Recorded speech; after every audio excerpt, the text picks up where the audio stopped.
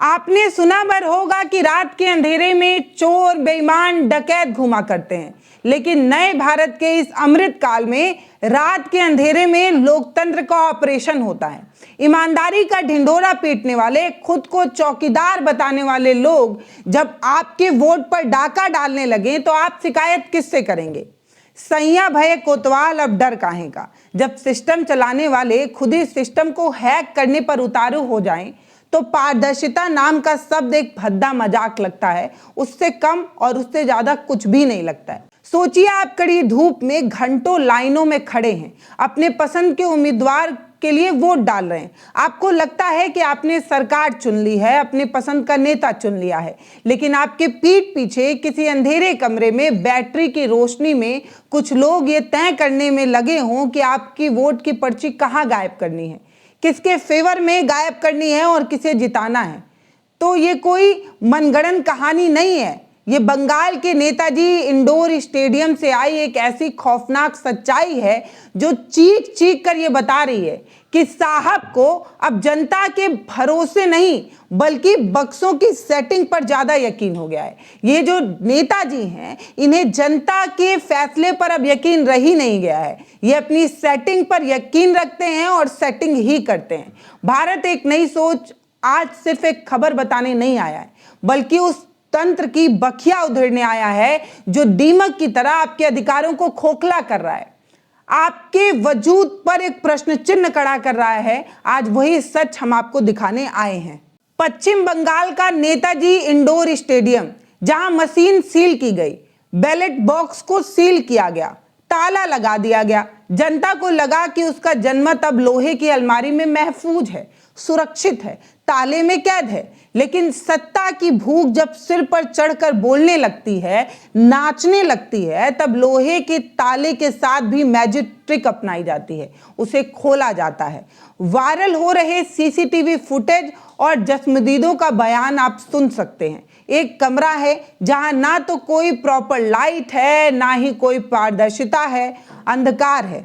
Ballot की रोशनी में, वो जो टॉर्च आप देखते हैं, उसी बैटरी की रोशनी में सभी बैलेट पड़े दिख रहे हैं।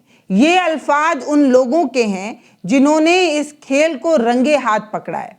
एक कार्यकर्ता कैमरे पर चीखता हुआ बता रहा है कि एक ही कमरे से पेटी बार बार लाई जा रही है, पर्चियां निकाली जा रही हैं और काउंटिंग का नाटक चल रहा है। अरे भाई, जब गिनती का दिन तय है, समय तय है, तो इस बीच मुहूर्त निकालने वाला कौन सा अनुष्ठान चल रहा है? क्या विश्वगुरु के राज में अब चुनाव प्रक्रिया बैटरी के उजाले में की जाएगी? टॉर्च जलाकर चुनावी प्रक्रिया पूरी कराई जाएगी? जिस देश का किसान और मजदूर अपनी पाई पाई का हिसाब दिन के उजाले में देता है, उस देश के पहरेदार जनता के वोट का हिसाब अंधेरे में क्यों कर रहे हैं? इसका जवाब आपको देना होगा। आप बताइए कि क्या किसी मेन स्ट्रीम मीडिया या किसी दरबारी चैनल ने यह सवाल उठाया? उस कमरे का सच आपको दिखाया? सत्ता की चापलूसी में इन लोगों को मोतियाबिंद छा चुका है। ये लोग जनता के लिए नहीं खड़े हैं, ये लोग अपने आका के लिए खड़े हैं। ये बात अब साफ नजर आ रही है। इस कहानी का दूसरा और सबसे खौफनाक हिस्सा सुनिए। जब इस धांधली की भनक लगी तो राज्य की मुख्यमंत्री खुद अपना सारा काम छोड़कर वहां पहुंचती हैं और करीब 3 घंटे तक स्टेडियम के बाहर धरने पर बैठी नजर आती हैं, बैठी रहती हैं। लेकिन जरा रुकिए और सोचिए, एक राज्य की चुनी हुई मुख्यमंत्री को स्ट्रांग रूम तक जाने के लिए रोका जा रहा है, उन्हें नहीं जाने दिया जा रहा है, जबकि वो राज्य की मुखिया हैं, मुख्यमंत्री हैं। उन्हें कौन रोक रहा है? Centre forces. जी हाँ, सुरक्षा बल जो सीधे केंद्र सरकार से यानी कि भारतीय जनता पार्टी के अधीन हैं, उनके अंडर हैं, वो लोग मुख्यमंत्री को रोक रहे हैं। मुख्यमंत्री खुद आरोप लगा रही हैं कि सेंटर फोर्सेस उन्हें अंदर जाने की अनुमति नहीं दे रहे हैं, उन्हें अंदर जाने नहीं दे रहे हैं। बाहर के लोग बैलेट बॉक्स के साथ मैनिपुलेशन कर रहे हैं, छेड़छाड़ कर रहे हैं। ये बात कोई और नहीं, राज्य की मुखिया मुख्यमंत्री कह रही हैं। अब बताइए, ये वही बात नहीं हो गई कि बिल्ली को ही दूध की रखवाली सौंप दी गई है? जब चोरी पकड़ी गई तो बाहर खड़े सत्ता पक्ष के कार्यकर्ताओं ने हंगामा शुरू कर दिया। मतलब एक तो चोरी, ऊपर से सीना जोरी। इस सीना जोरी को भी देखना चाहिए। बक्सा भी आपका, ताला भी आपका, चाबी भी आपके साहब के जेब में, उसके बाद भी सवाल आप ही पूछ रहे हैं, हंगामा भी आप ही कर रहे हैं। ये कौन सी नौटंकी है भैया? ये कैसी नौटंकी है और ये नौटंकी काहे हो रहा है? ये कौन सा लोकतंत्र है जहां सवाल पूछने वालों को सत्ता विरोधी, राष्ट्र विरोधी और बक्सा चुराने वालों को चाणक्य कहा जाता है? बताइए। एक तो आप रखवाली कर रहे हैं, आप चपरासी हैं, चौकीदार हैं, और आप ही चोरी भी कर दे रहे हैं, फिर आप ही चिल्ला भी रहे हैं। ये कैसी नौटंकी है? अब ऐसे में आप और हम उम्मीद किससे करें? चुनाव आयोग से, एक स्वतंत्र संस्था जिसकी जिम्मेदारी ये है कि वो सत्ता के दबाव में आए बिना न्याय कर सके। लेकिन जैसे ही ये मामला टूल पकड़ता है, चुनाव आयोग डिफॉल्ट मोड ऑन हो जाता है उसका, यानी कि क्लीन चिट मोड। तुरंत ही कहने लगता है नहीं नहीं नहीं भैया, कोई धांधली नहीं हुई है, कोई बेईमानी नहीं हुई है। आयोग ने इन आरोपों को सिरे से नकार दिया है। इसकी फुर्ती देखकर उस कचियों को भी आज सर मारी होगी जो कहानी में खरगोश से तो जीत गया था, लेकिन साहब ने नेता मंच से जो नफरत फैलाने वाले भाषण देते हैं, आचार संहिता की धज्जियां उड़ाते हैं, तब भी आयोग के कानों में जू तक नहीं रेंगता।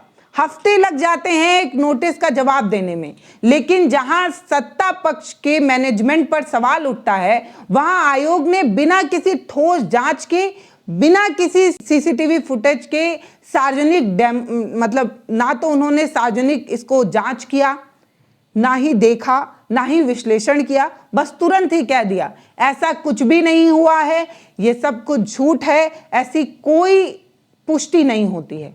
आरोप लगाने वाले स्पष्ट कह रहे हैं कि नियम के मुताबिक अगर स्ट्रांग रूम के पास कोई गतिविधि होनी होती है तो सभी दलों को सूचना दी जाती है। मतलब अगर स्ट्रांग रूम के अंदर या उसके बाहर कुछ भी करना है तो आपको सारे पार्टियों के लीडर्स को बताना होता है। लेकिन सूचना कब दी गई? दोपहर 3:20 पर, वो भी ईमेल के जरिए। गजब है साहब, गजब है। आपका डिजिटल इंडिया, उसको तो यहीं से सलामी देनी चाहिए। ईमेल के जरिए आपने भेज दिया एक ईमेल। क्या ईमेल भेज देना अंधेरे कमरे में बैलेट बॉक्स को खोलने की इजाजत देता है? आपको लाइसेंस दे देता है क्योंकि आपने तमाम पार्टियों को एक ईमेल भेज दिया?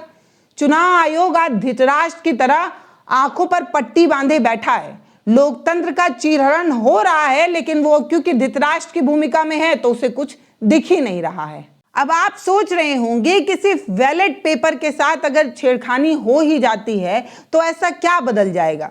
पोस्टल बैलेट में आखिर क्या ऐसा होता है? आखिर ऐसी कौन सी तस्वीर बदल जाएगी? तो जरा 10 सालों के चुनावी आंकड़ों को उठाकर देखिए, तब आपको पता चलेगा कि जब भी चुनाव फंसता है, जब भी कांटे की टक्कर होती है और जब भी जीत हार का अंतर 500 या 1000 होता है, तब यही गेम चेंजर साबित होता है।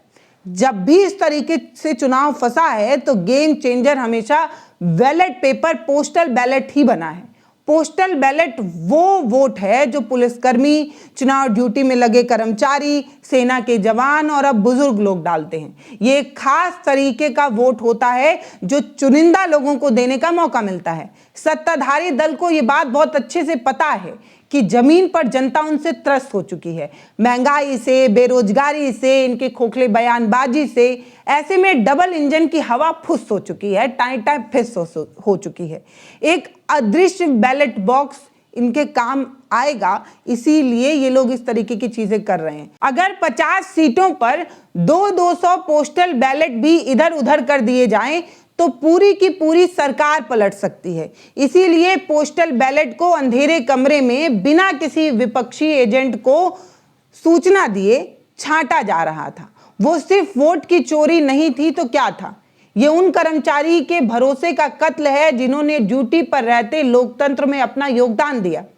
पोस्टल बैलेट के साथ अगर छेड़छाड़ होती है तो ये लोकतंत्र की तो हत्या है ही, साथ में मताधिकार देने वाले उस वोटर के साथ भी छलावा है जिसने ईमानदारी से वोट डाला था अपने पसंदीदा नेता को, लेकिन कमरे के अंदर टॉर्च की रोशनी में खेला कर दिया गया। ये सब देखकर और एक पत्रकार होने से पहले एक नागरिक होने के नाते रूह कांप जाती है।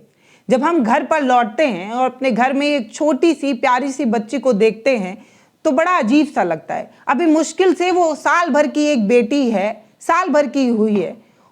कितना गहरा डर सता रहा है कि हम कैसा भारत बनाकर जा रहे हैं, हम उसे कैसा भारत सौंपे जा रहे हैं।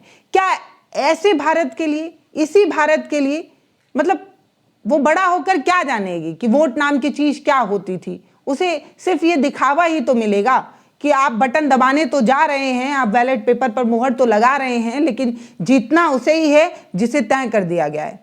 हम दिन रात काम करते हैं, टैक्स भरते हैं, अपने बच्चों के बेहतर भविष्य के लिए सपने देखते हैं, लेकिन हमारा भविष्य कौन तय कर रहा है?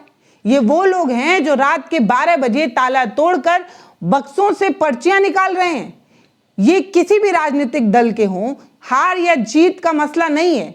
ये मसला है उस भारत का, जिस भारत को हमने गढ़ने के लिए आपको चुना है, लेकिन आप उसका तकदीर और तस्वीर दोनों बदलना चाह रहे हैं। अगर आज साहब के इस खामोश ऑपरेशन पर आप चुप रहे तो कल आपके घरों के दरवाजे भी टूट सकते हैं, उनके ताले भी टूट सकते हैं। सत्ता के नशे में चूर इन लोगों ने सिस्टम को अपनी जागीर समझ लिया है, अपनी बपौती समझ ली है। इन्हें लगता है कि जनता बेवकूफ है, मूर्ख है। इन्हें धर्म और जाति का अफीम चटा दो, फिर इनके साथ कुछ भी कर लो, इनका सारा हक छीन लो, इनसे सब कुछ चुरा लो, फर्क नहीं पड़ता है। लेकिन ये भूल रहे हैं कि जब जनता जागती है तो बड़े से बड़े सिंहासन वाले भी हिल जाते हैं। तो भैया, अगर जनता जाग गई और आपका खेल समझ गई तो समझ जाइए कि आपका कल आज जैसा तो बिल्कुल नहीं होने वाला है। बस वही है कि जनता जागरूक कब होती है। हम यानी कि भारत एक नई सोच यहां बैठकर कोई पीआर एजेंसी नहीं चला रहे हैं जो सत्ता का गुणगान करे। हम वो आईना हैं जो सरकार और सिस्टम के सामने खड़े होते हैं, जिसे डर नहीं लगता, जो सच कहना जानता है और सच दिखाना भी जानता है। इस वीडियो में सिर्फ हमने खबर नहीं बताई है, हमने सबूत दिए हैं, एक इनाम दिया है आपके लिए। अगर चुनाव निष्पक्ष हो रहे हैं तो इतना डर क्यों है? अगर बक्से में जनता का प्यार बंद है तो अंधेरे में उसे गिनने की जरूरत ही क्यों है?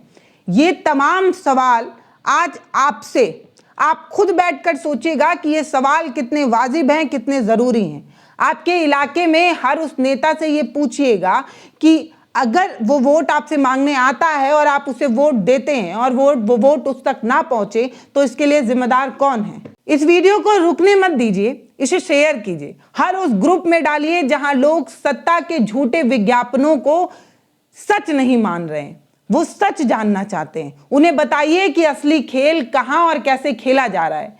अगर आज हमने बिल्ली के गले में घंटी नहीं बांधी तो कल ये बिल्ली पूरा घर साफ कर जाएगी। इसीलिए सजग और सचेत होने की जिम्मेदारी हमारी है।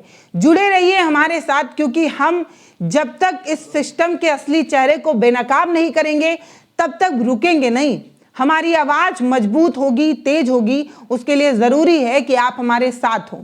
हमारे चैनल को सब्सक्राइब करिए और वीडियोस को शेयर करिए। बहुत धन्यवाद।